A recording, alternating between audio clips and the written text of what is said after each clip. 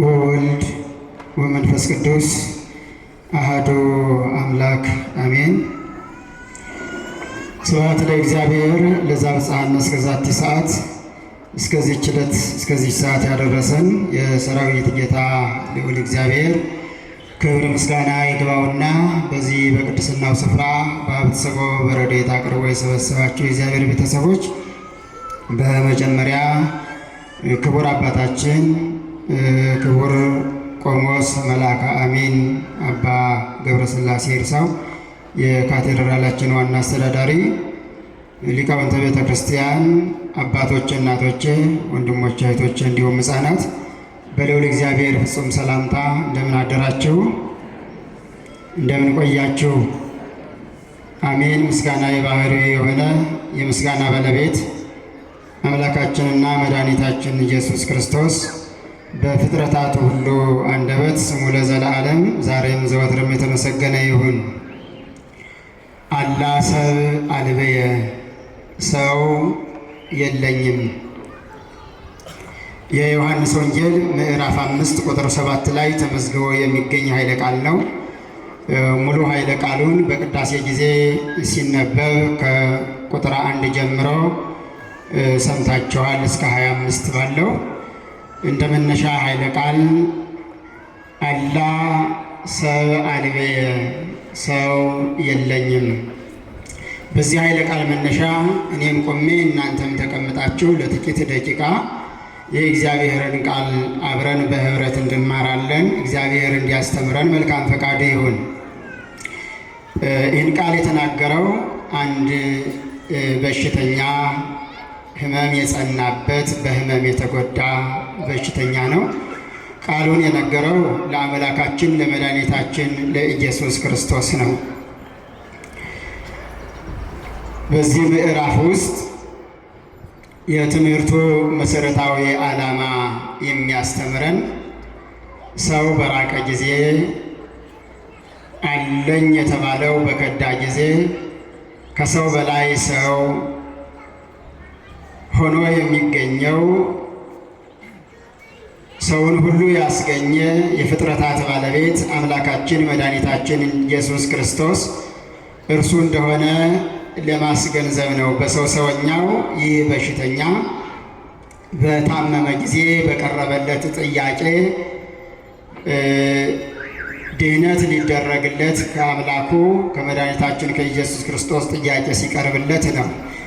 በሰው ሰውኛው ለመዳን እወዳለሁ ነገር ግን ሰው የለኝም በሚል መልሱን መልሷል። ይህን ነው መነሻ ያደረግኩት። መድኃኒታችን ኢየሱስ ክርስቶስ በሚያስተምርበት ጊዜ ምዕራፍ 5 ቁጥር 1 ላይ ስትመለከቱ ወእምድኅረ ዝኮነ በበዓሎሙ ለአይሁድ ዐረገ እግዚእ ኢየሱስ ኢየሩሳሌም ይላል ሲጀምር።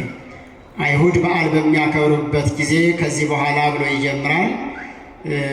ከዚህ በኋላ የሚለው ከዚህ በፊት የነበረውን መነሻ አድርጎ ነው የሚመጣው። ምናልባት ምዕራፍ 4ን የሚሉ ይኖራሉ። ነገር ግን ድጓና ወንጌል ምስጢር እንጂ ተራ ስለማይጠብቅ ይህን 4 ነው ብሎ መደምደም ስለማይቻል ሲሰራው የመጣውን መነሻ አድርጎ ከዚህ በኋላ ብሎ ይነሳል ወንጌል። መድኃኒታችን ኢየሱስ ክርስቶስ ከዚህ በኋላ አይሁድ በዓልን በሚያከብሩበት ጊዜ ወደ ኢየሩሳሌም ወጣ ይላል። ይህ በዓል እንደ ትርጓሜ የተለያየ ስም ይሰጠዋል። ተራ በዓል ነው፣ ያልታወቀ በዓል ነው፣ ሰርቀ ወርህ ነው ይለዋል። እንደ መጨረሻው ትርጓሜ ግን የሁለተኛ ፋሲካ ይለዋል። አይሁድ ፋሲካን የመጀመሪያውን ፋሲካ ያከብሩ የነበረው እርሾ ያልገባበት ያልቦካ ቂጣ ጋግረው ብትራቸውን ይዘው ጫማቸውን አስረው ወገባቸውን ታጥቀው በችኮላ ሆነው እየበሉ ከግብፅ ምድር ወጥተዋል። ያን በየዓመቱ ለማስታወስ ፋሲካን ያከብሩ ነበረና ሁለተኛ በዓል የሚለው ይህንን ነው። ይህን በሚያከብሩበት ጊዜ አምላካችን መድኃኒታችን ኢየሱስ ክርስቶስ ወደ ኢየሩሳሌም ወጣ። ወቦ ውስተ ኢየሩሳሌም ምጥማቃት ዘጵሩጳጥቄ ቅልንብትራ ይላል። ይህን ቅልንብትራ በተለያየ ልሳን ይጠራዋል። ዘበግ፣ ዘመስዋዕት፣ ዘበዓል እያለ በተለያየ ልሳን ይጠራዋል። ወይእቲ ቀላያ አባጌ ይቺ ቅልብትራ ጵሮጳጥቄ ተብላ የተጠራቸዋ ቀላያ አባጌ ይላታል፣ የበጎች መዋኛ። በዚህም ቃል ላይ ተደጋጋሚ ቃል ያነሳል። ቀላያ አባጌ፣ አጸደ አባጌ፣ አዘቅታ አባጌ፣ ምህማሰ አባጌ፣ ምጥማቃ አባጌ ይላል። ዋናው የበጎች መገኛ፣ የበጎች መከማቻ፣ የበጎች መሰብሰቢያ፣ የበጎች መዋኛ ማለት ነው ትርጉሙ። በዚህ ወይጸንሁ ወብዙኃን ይጸንሁ ሁከተማይ በዚህ ቦታ ላይ ተሰብስበው በዕብራይስጥ ቤተሳይዳ በምትባለዋ በግዕዝ ቤተሳይድ ወይም የምህረት ቤት በምትባለዋ በበጎች መሰብሰቢያ፣ በበጎች መገኛ፣ በበጎች መከማቻ በዚህ ቦታ ላይ ብዙ ሕመምተኞች ይሰበሰቡ ነበረ። ይቺ ቦታ ግን ወባቲ አምስቱ ህዋራት ይላታል። 5 መደብ 5 መመላለሻ ነበራት ይላል። 5 ምን አልኳችሁ?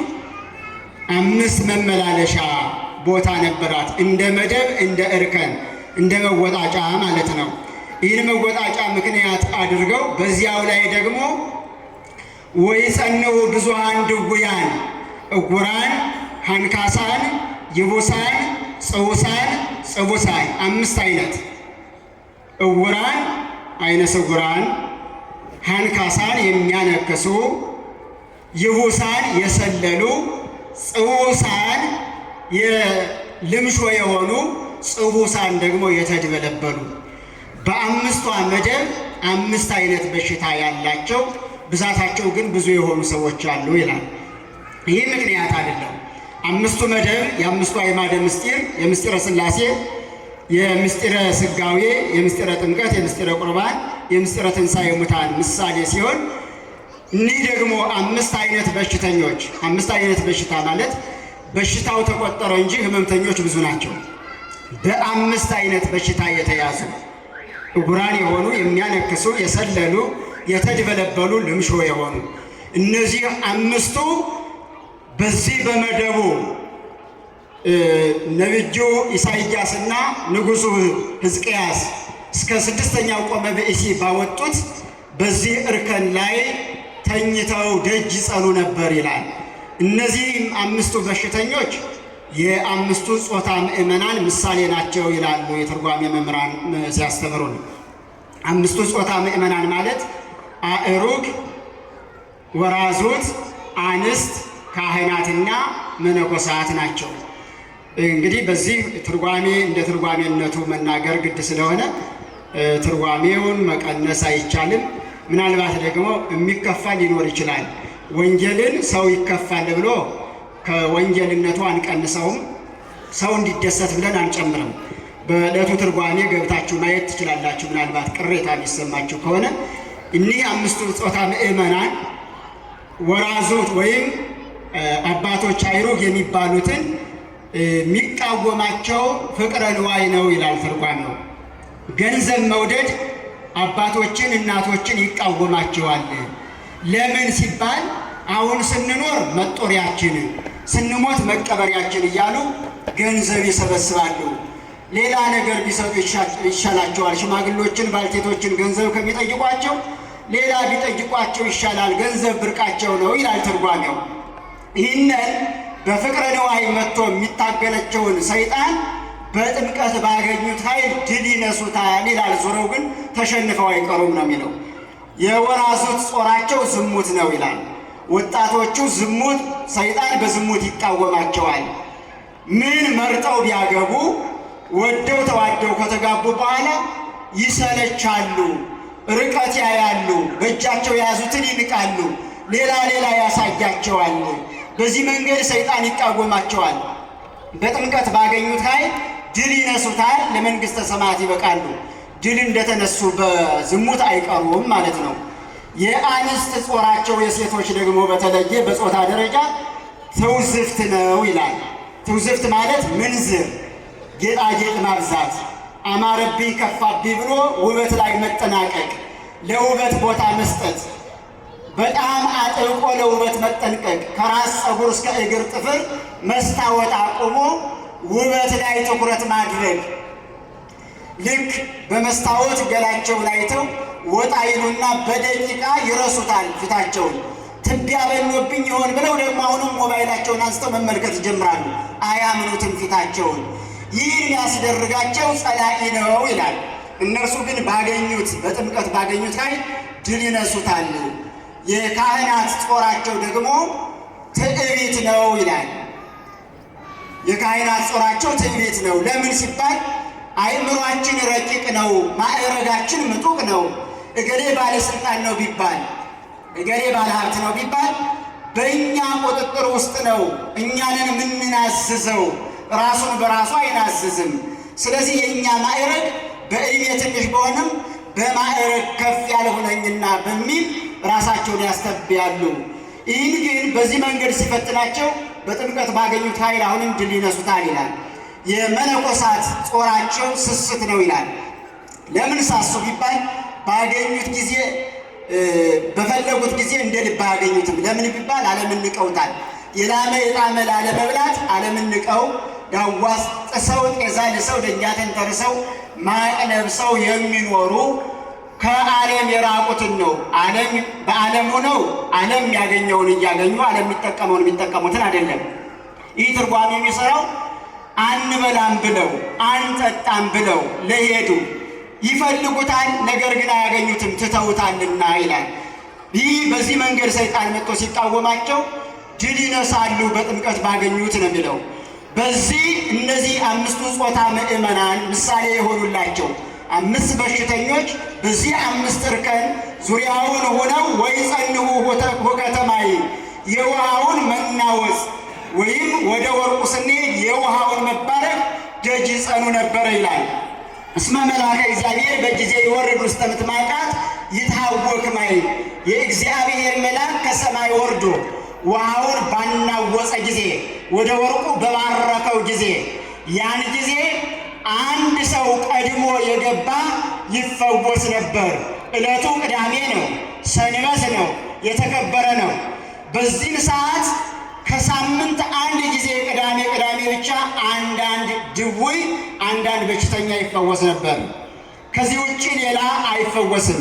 ይህን ግን እድለኛ የሆነ ወገን ኑሮት ታቅፎ ወስዶ የሚያስገባው ከሆነ ገንዘብ ኑሮት በገንዘቡ ቀጥሮ የሚያስጠምቀው ያዘጋጀ ሰው ከሆነ የተሻለ ጉልበት ኑሮት ቀድሞ መግባት ከቻለ ከዚህ ውጭ ብዙ ዓመት ደጅ መጽናት ግድ ነው።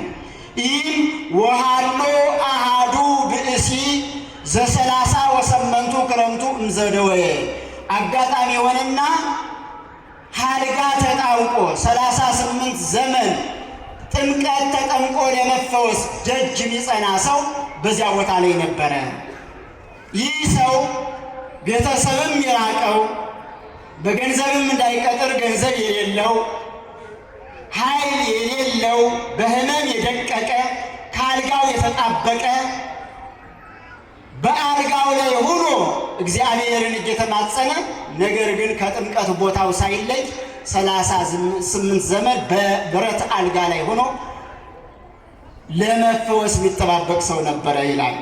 ይህንን ነው ወዲያው ርእዮ እግዚእ ኢየሱስ እንዘ ይሰክር ውስተ አራቱ በአልጋው ላይ ሆኖ መድኃኒታችን ኢየሱስ ክርስቶስ ይህን ሰው አይቶ አእመረ ከመ ጐንደየ ውስተ ደዌሁ በሽታው እንደጸናበት በበሽታ ብዙ ዘመን እንደቆየ አውቆ ወይቤሎ እግዚእ ኢየሱስ ትፈቅድኑ ትሕየው ይለው ልትድን ትወዳለህን ብሎ ጠየቀው። ምንድን ልትድን ትወዳለህን? ልብ በሉ 38 ዓመት ሙሉ የተኛን በሽተኛ ቀርቦ በለበሰው ሥጋ ክርስቶስ ጥያቄ አነሳ። ልትድን ትወዳለህን አለው። ይህ ጥያቄ ምናልባት ለሁላችን ግራ ሊያጋባ ይችላል። ሌባ ተይዞ ክርኒ ይጠየቃል እንደሚባለው ሕመምተኛ ድሮስ ምን ይፈልጋል? እንዴት ይህን ጥያቄ ይጠይቃል? ሰውም እንኳ ይህን ጥያቄ አይጠይቀውም። እሱ አምላክ ሲሆን ለምን ጥያቄ አነሳ ልትሉ ትችላላችሁ። ምክንያቱ ተገቢ የሆነ ጥያቄ ነው። ክርስቶስ ይህን ጥያቄ ያነሳበት ምክንያት አለው። አኮ እጃእሚሮ ህወአተ አላ ከመ ያሃብ መካነ ለጥንተ ትስብእቱ ዘእጃእምር ህወአተ አላዋቂ ሥጋን ተዋህዷል፣ አምላክ ሰው አልሆነም ብለው ለሚነሱ መናፍቃን ምላሽ ይሆን ዘንድ የማያውቅ የማይረዳ በልብ ያለን መርምሮ ማወቅ ሥጋን መለኮት እንደተዋሃደ ለማሳወቅ እሱ ጥያቄ አነሳ እንጂ በመለኮታዊ ባህሪው ምን እንደሚያስፈልገው ያውቃል። በሰው ሰውኛው ግን የሰውን ልብ ማንም ሊያውቅ አይችልምና በለበሰው ሥጋ መልበሱን ለማስረዳት ጥያቄውን አነሳ ይላል። ሁለተኛው ምክንያት ደግሞ አስወድዶ አስፈቅዶ ለማድረግ ነው። ምናልባት ምኑ ይታወቃል? ይህ በሽተኛ ከአልጋ ላይ መተኛቱን ነው፣ በሽተኛ መሆኑን ነው ያየው።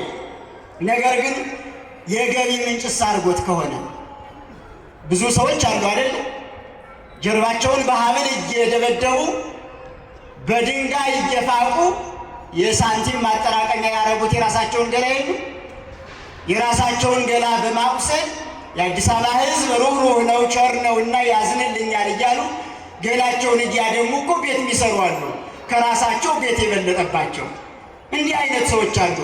ስለዚህ ይህ ሰው ወዶ ነው መጠመቅ ያለበት፣ መዳን ያለበት። ለመዳን ፈቃዱ ያስፈልጋል፣ ለመዳን ማመን ያስፈልጋል፣ መጠየቅ አለበት። የገቢ ምንጭን ዘጋው እኔ ሳልጠይቀው እንዳይል ጥያቄ ያቀረብለት። ልትድን ትወዳለህን አለው።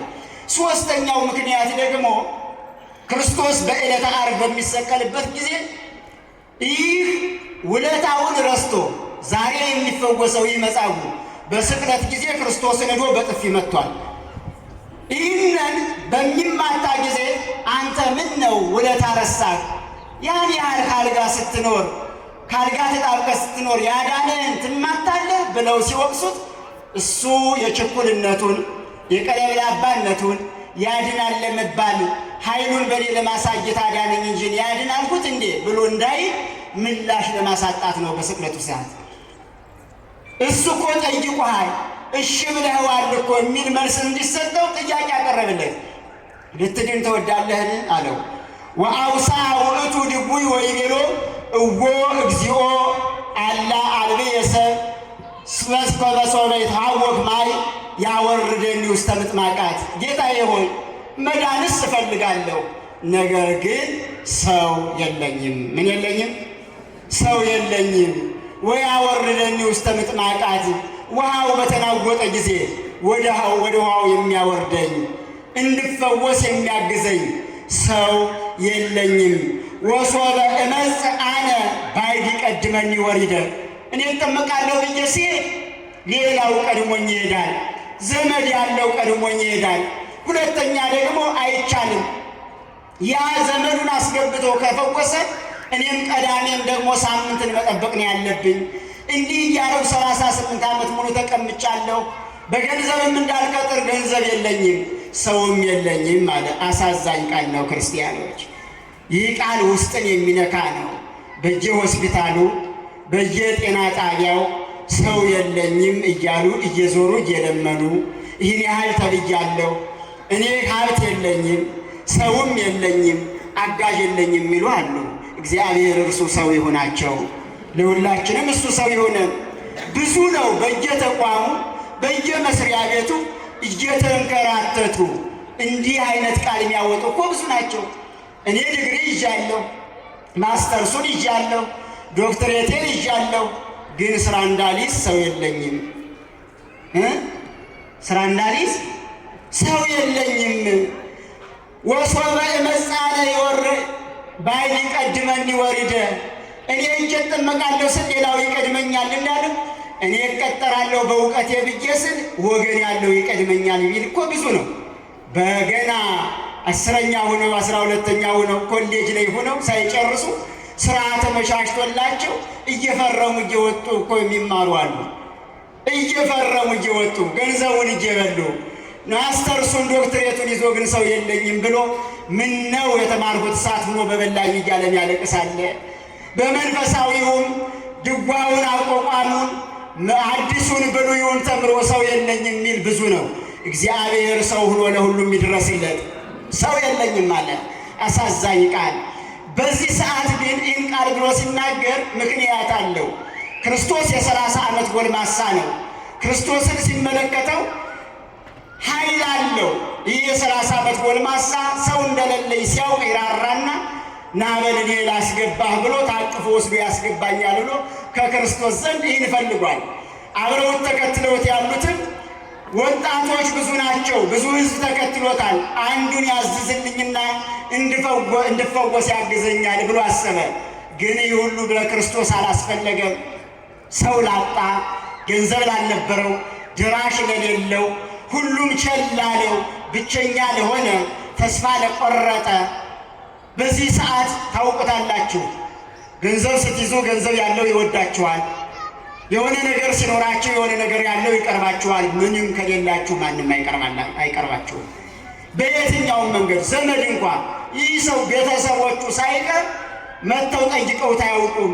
እንኳን ሌላው ቀርቶ ውሃ የሚሰጠው አልነበረም፣ ምግብ የሚሰጠው አልነበረም። ከሌሎች ፍርፋሪ ትርፍራፊውን ከሚወድቅ እየተባለ እየበላ የኖረ ነው። ሁሉም ጠልቶታል። ተስፋ ቆርጦ የነበረ ነው። በዚህ መንገድ የኖረ ነው። ክርስቶስ ይህንን አየ።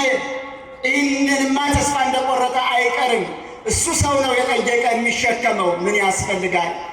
ገንዘብ ተቀጥሮላቸው የሚያስጠምቃቸው፣ የሚያስወጣቸው፣ የሚያስገባቸው፣ ገላቸውን የሚያጥባቸው፣ የሚያለብሳቸው ነው ያየ። ይህ ለሱ ያስፈልገዋል። ይህማ መፈወስ አለበት አለና ወይቤሎ እግዚእ ኢየሱስ ተንሥ ንሣ ዓራተከ ወሁር፣ ለአንተ ወደ መጠመቂያውን መግባት አያስፈልግህም፣ ገድሉን ፈጽመኸዋል። በአልጋ ላይ ተነስና አልጋህን ይዘህ ተመላለስ አለው። ይችን ቃል ገና ክርስቶስ ከአንደበቱ ሲያወጣ ይህን ቃል ሲናገር ወሃይወ ሶቢሃ በቅጽበት ዳነ ይላል። ክብር ለእግዚአብሔር ይሁን። ፈጥኖ ዳነ። የእግዚአብሔር ሥራ እንዲህ ነው። እኛ ከእግዚአብሔር የምንጠብቀው ይህን ነው። እኛ እግዚአብሔር ከሾማቸው አባቶች ካህናት የምንጠብቀው እንዲህ አይነቱን መታገዝ ይሆናል። እግዚአብሔር ግን ሥራው ሌላ ነው። እኛ እምነት ለመቀባት ስንጠብቅ፣ እኛ መስቀል ለመዳሰስ ስንፈልግ፣ እኛ ጸበል ለመረጨት ስንፈልግ እግዚአብሔር በአቋራጭ ይፈውሳል። እንደ እምነታችን ጽናት፣ እንደ ልቦናችን ስፋት እግዚአብሔር ይሰጣል። እመኑት። ግድ መስቀሉ ስለተዳሰስን አይደለም፣ ጸበሉ ስለተገኘ አይደለም። የጸበል ማጥመቂያው ጊዜ አልፎበት ተዘግቶ ብታገኙ ተስፋ አትቁረጡ። መስቀል የሚባርካችሁ ካህን አጣችሁ፣ ዙሪያውን ስትዞሩ ሰው ብታጡ ተስፋ ቆርጣችሁ አትሄዱ። አምናችሁ ኑ። የተቀመጣችሁበትን አፈር እርሱን አንስታችሁ ተዋበሱት፣ ተቀቡት፣ እመኑበት። እግዚአብሔር ይፈውሳል። ይህን ሰው በማሰብ ነው የፈወሰው። በሐልዮ ነው። እስመ ሀብተ ፈውስ ዘይወፅእ እምኔሁ ይቀድሞ ለንባብ ይለዋል ክርስቶስን። ክርስቶስ ሲፈውስ እሱ የሚፈውሰውን ፈውስ ከመናገሩ ፈውሱ ይቀድማል። ከመናገሩ ምኑ ይቀድማል? ተፈወስ ከማለቱ በፊት ፈውሱ ቀድሟል። አሁን እኮ ፈውሻለሁ ወይም ና ልዳስህ፣ ና ወደ ጸበሉ ላስገባ ፕሮሰስ አልፈለገም ክርስቶስ። ተነስ አልጋህን ይዘህ ተመላለስ ነው ያለው። ይህ ምንድን ነው የሚያሳየው?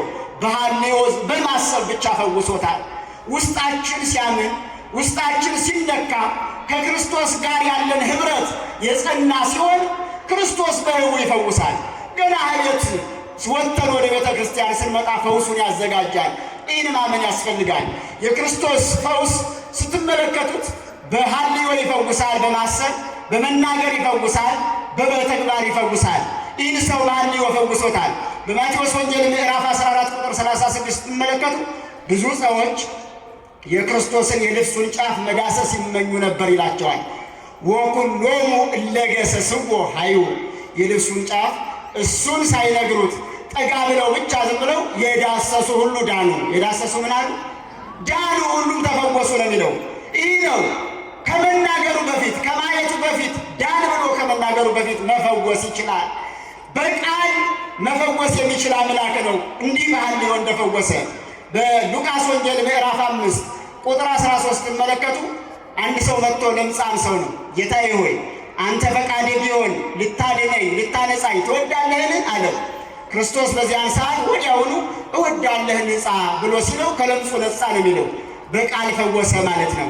ክርስቶስ በማሰብ ይፈውሳል፣ በቃል ይፈውሳል። ክርስቶስ በተግባር ይፈውሳል። የዮሐንስ ወንጌል ምዕራፍ 9 ቁጥር 1 ተመልከቱት። ልሙጥ ሆኖ ዓይኑ የተወለደውን ሰው አስታውሱት። ምንም ዓይን ያልወጣለት ቅን ብቻ ሆኖ የተወለደው ሰው እርሱ ወደ ክርስቶስ ወደዚህ መጣ። አልፎ ሲሄድ ለመፈወስ ፈለገ። የክርስቶስን ስም ጠራ፣ አመነ።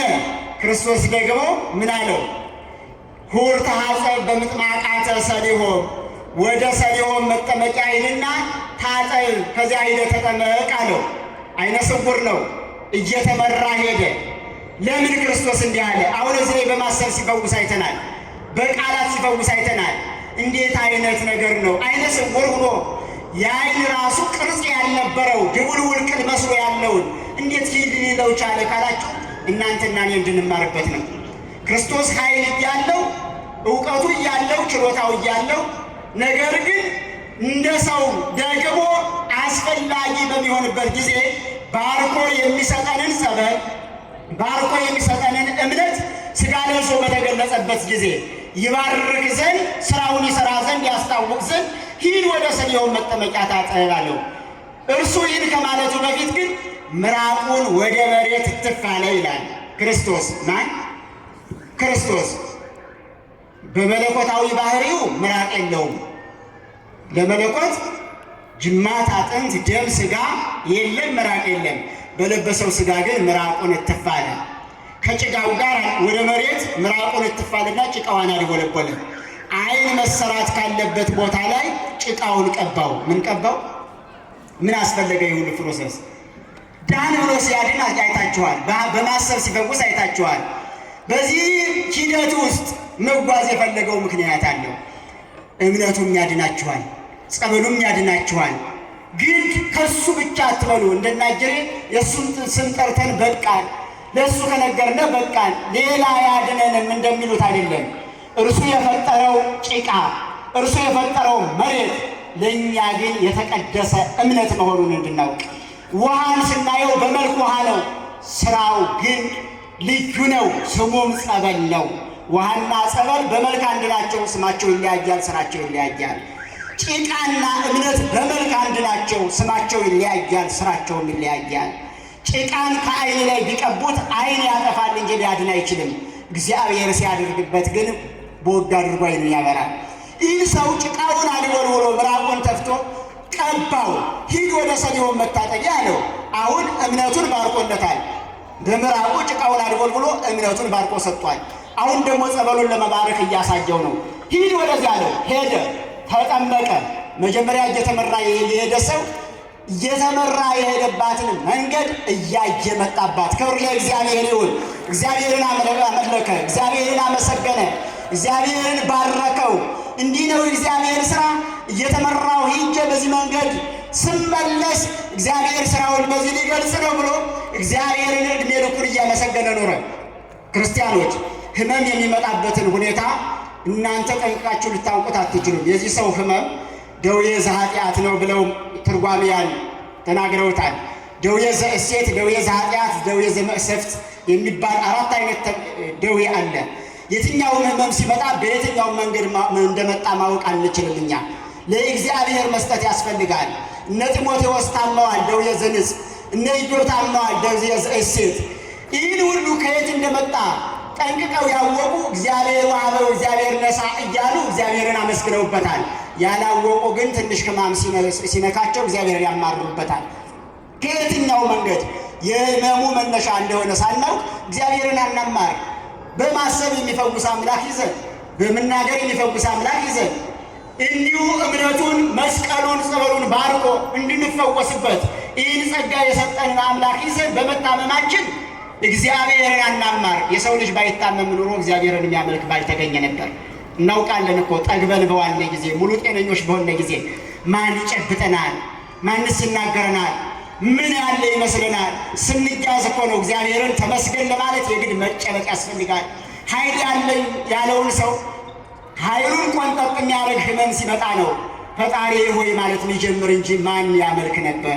እግዚአብሔር በተለያየ መንገድ ሊመለክ ይፈልጋል። ይቺ ቤተ ክርስቲያን የብዙ ጸጋ ባለቤት ናት። ክርስቲያኖች ቤተ ክርስቲያን አሁን እንዳልኳችሁ በባህሌው በመፈወስ በቃል በተግባር በመፈወስ ብቻ አይደለም። በዓለም ላይ የትም ቦታ ብትሽከረከሩ፣ ወደ ሰማይ ብትወጡ፣ ወደ ምድር ብትወርዱ በማየት የሚፈወስባት ቤተ እምነት ይቺ ኦርቶዶክስ ብቻ ናት። በዘኍልቍ ምዕራፍ 21 ላይ ስትመለከቱ እባብ ነድፏቸው እስራኤላውያን በቆሰሉ ጊዜ ሙሴን ባስቸገሩት ጊዜ መና ሲሰጣቸው መናውን እየበሉ መናው ሰለቸን ሥጋ ይምጣልን ብለው ጠይቀው ነበረ። ሥጋው ተሰጣቸው። ንጹሕ ለም ሥጋ ሲሰጣቸው ደግሞ አጥንት የሌለው ሆነ። ይህ ብርንዶ ሥጋ ሰለቸን ብለው ደግሞ አማረሩ። ሰው እንዲህ ነው። ከዚህ በኋላ ወኢያዕጦሙም ዘፈቀዱ እግዚአብሔር የወደዱትን አልሳጣቸውምና አጥንት ያለው ሥጋ ስጣቸው ፈቅጃለሁ አለው ለሙሴ። አጥንት ያለው ሥጋ ከሰማይ ወረደላቸው።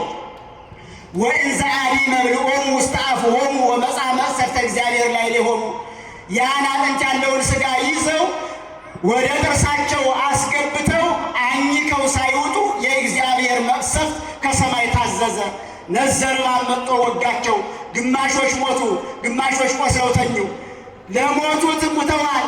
ያሉት አልጋ ላይ ውለው ሙሴ በድለናል፣ አንተንና እግዚአብሔርን በድለናልና እባክህ እግዚአብሔር ጋር ማልደን ብለው ጠየቁት። ትናንት አልሰማው ያሉትን ሙሴ አሁን ለምንልን አሉ። ዛሬ እናቃልላቸው ያሉ ካህናትን በዚህ ቀን ነው፣ እንዲህ ባለ ሰዓት ነው አባይ ጸልዩልኝ የምንለው። በተለያየ ሰዓት መንገድ አቋርጠን እንዳለን መስቀል ለማባረክ። ነገር ግን ስንያዝ አባይ ጸልዩልኝ፣ አባይ ባርኮኝ የምንል ስንያዝ ነው። ሲያዙ ጸልይልን አሉት። ወደ እግዚአብሔር ጸለየ። በዓላማ ላይ እባቡ ያ የነደፋቸውን እባብ የመሰለ ተመሳሳይ የነሐስ እባብ ስራና በአደባባይ ስቀል። ያ ውስጡ ክፍት ይሁን፣ እንደ ደወል ምታው፣ መስቀለኛ አድርገህ ስራው፣ በአደባባይ ላይ ከፍ አድርገህ ስቀለው። ጸንተው መምጣት የቻሉ በዓይናቸው ይዩና ይዳኑ። ከቤት ያሉት እንደ ደወል ስትመታው ድምፁን ሰምተው ድምፁን ምክንያት አድርገው ይዳኑ አለው። ሙሴ ይህን እባብ ነሐሱን እባብ አድርጎ የእባብ ቅርጽ አስይዞ ሰራው፣ ውስጡን ክፍት አደረገው። መምጣት የቻላችሁ ከቤት ያላችሁ በሽተኞች በእባቡ የተነደፋችሁ ኑ ብሎ አወጀ። መጡ። መምጣት የቻሉ በዓይናቸው ገና ሲያዩ ከሙሉ በሽታቸው ተፈወሱ። ክብር ለእግዚአብሔር ይሁን። ከቤት ያሉት እንደ ደወል ሲመታ ውስጡ ክፍት ነውና ድምፁን ምክንያት አድርገው ተፈወሱ። ድምፁን ብቻ በመስማት የምትፈውስ ይቺ ቤተ ክርስቲያን ናት። እመኑኝ፣ ይህ ወንጌል የምትሰሙት የሚፈውስ ነው። አሐዱ አብ ቅዱስ ብለን ስንሰማ የሚፈውስ ነው። እግዚኦ መሐረነ ክርስቶስ ሲሉ አባቶች ስንሰማ የሚፈውስ ነው። በድምፅ መፈወስ፣ በዓይን አይቶ መፈወስ። ይህም ጉልላቱ ላይ ያለውን መስቀል ስታዩ ዓይነ ሕሊናችሁ ቀራንዮ ላይ ከተተከለ እርግጠኛ ላይ ትፈወሳላችሁ። ግድ ካህኑ ተገኝቶ መስቀል ሲያሳርፍ ብቻ አይደለም። ዓይናችሁ ቀራንዮ ላይ የውስጠኛው ዓይናችሁ አርፎ ይህ ቆለል የሚለው ላይኛው ዓይናችሁ እዚህ መስቀል ላይ አርፎ ከውስጥ እግዚአብሔርን ከነገራችሁ እግዚአብሔር በማየት እግዚአብሔር በድምፅ እግዚአብሔር በሐሳብ እግዚአብሔር በቃል እግዚአብሔር በተግባር ይፈውሳል። ይቆየን።